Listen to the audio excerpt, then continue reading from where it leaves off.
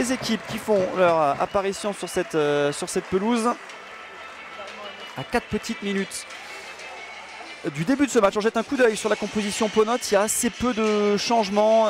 L'inamovible 5-3-2 est reconduit par Stéphane Dieff avec Carvalho qui avait été excellent le week-end dernier contre Orléans, qui gardera la cage. La charnière à 3 qui ne bouge pas, Zogba, Galem, Swalia, 2 pistons, Fati à gauche et Goumo qui est donc reconduit à la place de Boulekcha à droite. Goumo qui avait marqué notamment le but face à Orléans le week-end dernier. Un milieu à 3, là aussi c'est du classique. Djemo le capitaine, Salim Akal est juste devant en position numéro 10, Wad, Groma et Nsinghi devant. Allez, un petit coup d'œil désormais sur la composition des visiteurs, le FC Rouen, avec là aussi un 5-3-2 sur le papier. On change un peu de système par rapport au dernier match à la maison, avec Temperton dans les buts, une charnière à 3 avec Mendy, Bouzamoucha, Goprou, 2 pistons à droite, Titeba à gauche, donc bassin, milieu à 3 avec Benzia, Bezekami, Kenny Rocha Santos en numéro 10, le co-meilleur buteur de ce championnat. Et puis devant, on a changé les 2 hommes de devant du côté de Régis Brouard avec Faye et Saïdi, une recrue du mois de septembre. Et c'est parti ici à Massot, 6e journée de N1. Le Puy cherche toujours son premier succès cette saison alors que Rouen veut rebondir et regarder vers le haut du classement. Pourquoi pas grimper sur le podium en cas de succès ce soir. Le numéro 10 avec un premier ballon pour tenter de trouver Faye. Ça revient sur Saïdi et la première frappe, elle est pour Bezekami. Elle passe largement au-dessus, début de Carvalho. Galem. Intervention licite là de Djemo sur Kenny Rocha Santos et Akal qui lance en profondeur. Nsinghi qui va se présenter dans cette surface de réparation. Nsinghi qui repique dans l'axe.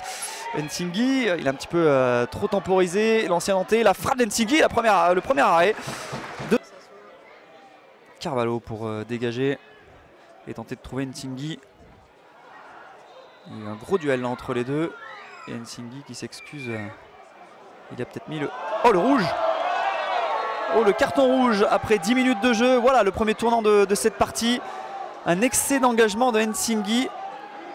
Alors il avait mis le bras sur Mendy. Pas mal le jeu dans le petit périmètre là, du côté du Puy-Foot. Et Djemo qui peut tenter de trouver Goumo.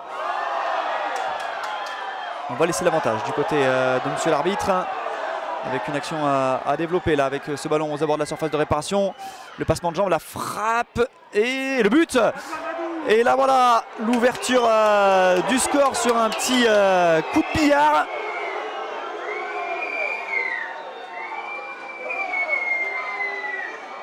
Alors qu'un Pono est toujours au sol. Ouverture du score de Rouen. Alors il y a un petit compte favorable dans cette surface de réparation. On va revoir cette action.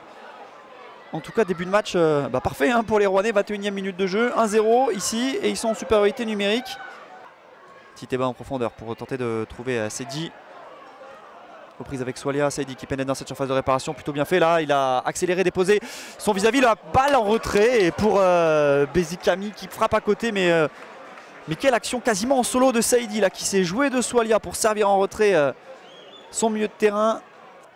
La suite était intéressante pour retrouver Benzia en profondeur pour Kenny Rocha Santos, il n'y a pas de hors-jeu, il va y avoir Faye dans l'axe et également un de ses coéquipiers au second poteau, la frappe elle est contrée et le deuxième but, Rouennais il est signé Saïdi. La frappe au niveau du point de pénalty sur ce service de Kenny Rocha Santos qui est freiné par un défenseur du Puy et qui trompe Carvalho. Ça fait 2-0, la petite pirouette à la Aubameyang de la belle époque pour Saïdi.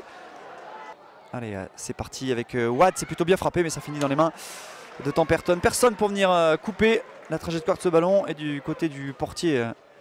Roma pour Wad qui va pénétrer dans cette surface de réparation. Non, il préfère jouer sur Fati à gauche. Le centre de Fati, ça reste dans cette surface. La reprise, oh la parade magnifique sur cette reprise de Groma. Quelle parade de Temperton sur cet enchaînement ultra rapide de Groma. Et on va certainement en rester là puisque monsieur le paysan vient de siffler la mi-temps.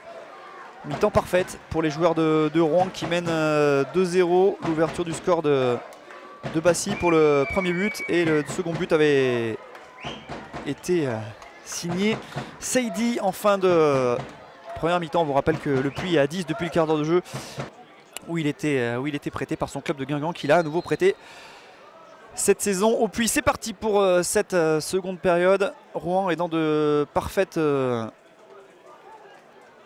On est dans de parfaites conditions pour remporter cette partie et pour l'instant si les scores en restaient là, Rouen retrouverait le podium de N1 alors que le Puy court toujours après son premier succès. Pour Goumo, ouais ça c'est bien fait avec Wad. Wad à droite pour Zogba, il y a l'appel de Irabor dans l'axe, en retrait pour Wad dans cette surface de réparation, les petits gris-gris, le centre au second poteau, c'est dégagé, mal dégagé, Goumo pour relancer cette partie, non, ça s'envole au-dessus de la cage de Temperton. Il avait pourtant éliminé son vis-à-vis sur ce crochet externe droit, mais sa frappe s'est envolée. Wad, ça va un peu mieux du côté du Puy avec Zogba là qui a du champ devant lui. Allez, il faut s'appliquer le centre de Zogba pour personne, la reprise, elle passe juste à côté. C'était Irabor qui aurait pu lui aussi, comme tout à l'heure, Bassi connaître une première parfaite. Qui va pénétrer dans cette surface de réparation, le petit crochet, Bassi, ouais, c'est pas mal fait et penalty. Penalty sur ce crochet de Bassi devant, il me semble que c'est Zogba.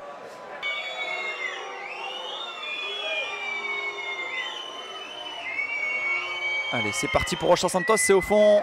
Contre-pied parfait, il a attendu que Carvalho choisisse un côté pour tranquillement placer le ballon de l'autre côté. 4e but pour le Cap-Verdien.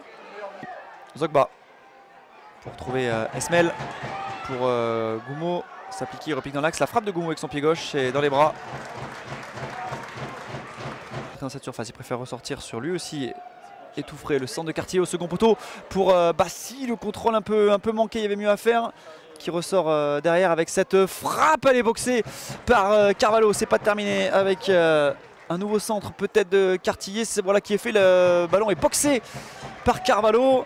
C'est pas fini, peut-être avec Boulekcha le ballon pour Irabor, Irabor en pivot, Irabor, la frappe d'Irabor, non c'est le crochet, la frappe d'Irabor, elle est contrée, elle passe au-dessus. Et une nouvelle double situation, mais Ponot cette fois-ci. Pono. Oh, c'est frappé au 3e poteau, la tête de Zogba et ça va finir au fond, non? Quelle occasion, il a raté le plus facile il me semble, Irabor sur cette remise de la tête de Zogba. Il avait le but vide puisque Temperton était pour la première fois passé au travers. Elle est offensive cette fois-ci pour les Rouennais avec un slalom dans la surface de réparation. Galem qui a dû s'employer. Il vient